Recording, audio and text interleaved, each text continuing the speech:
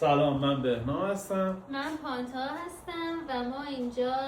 8 ماه پیش تو تورنتو کانادا تصمیم گرفتیم که شرکت بازسازی خودمون رو ثبت کنیم و بیزنس خودمون رو شروع کنیم. و اینجا ما رو به اسم پانی هم بن میشناسم و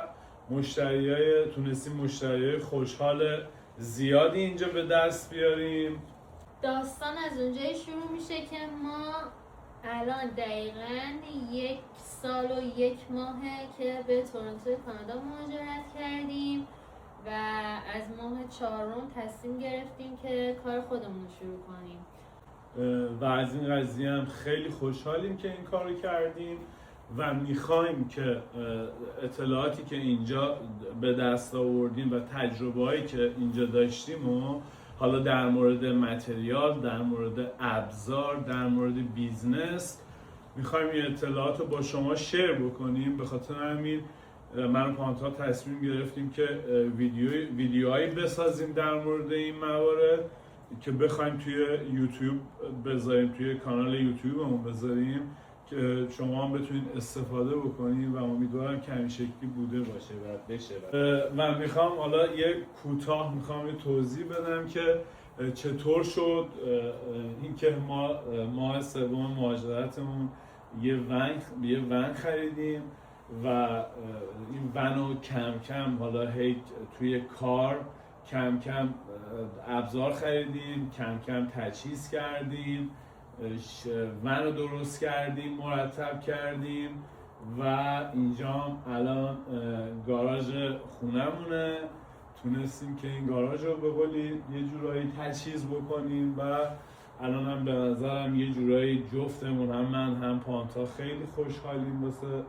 یعنی مهاجر خوشحالیم که تا الان به نظرم خوب بوده برای ما. تا الان پیج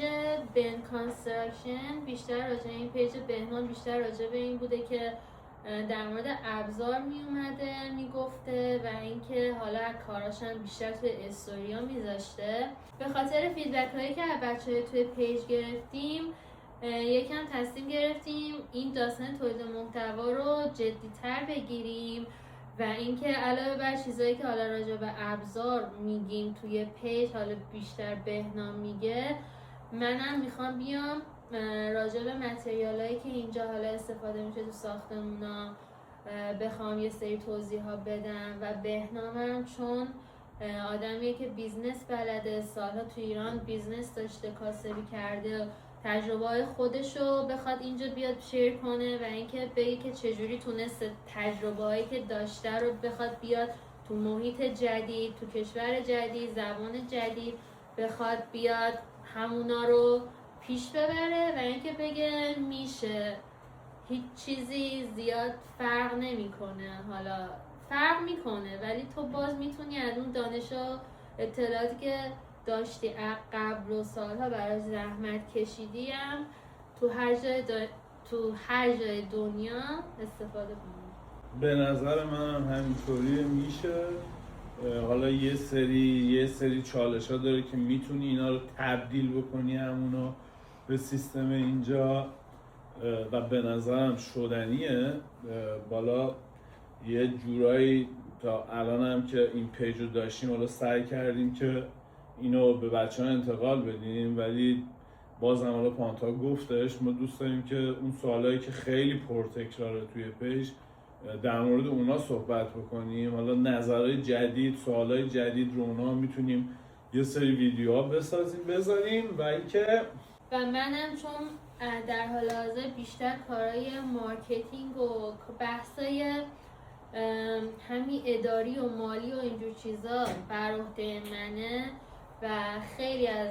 حالا کسایی که تو پیج هستن با هم در ارتباطن و ازم یه سری سوالا میپرسن راجع به اینجور چیزا، تصمیم گرفتن که بیام یه سری همون اطلاعات رو بخوام بیام به صورت عموم شیر کنن که افراد بیشتری بتونن استفاده کنن. هدف همینه. هدف اینه که بتونیم یه کمکی بکنیم به یه جورای جامعه ایرانی یه جورایی باشه که هم دوست و رفیق پیدا کنیم، هم یه ارتباطی باشه. خلاصه که اگه به کار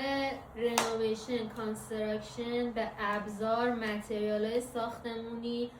و کسب و کار و نکات بیزنسی علاقه دارین، دنبال کنید ببینید که به کجا میرسه.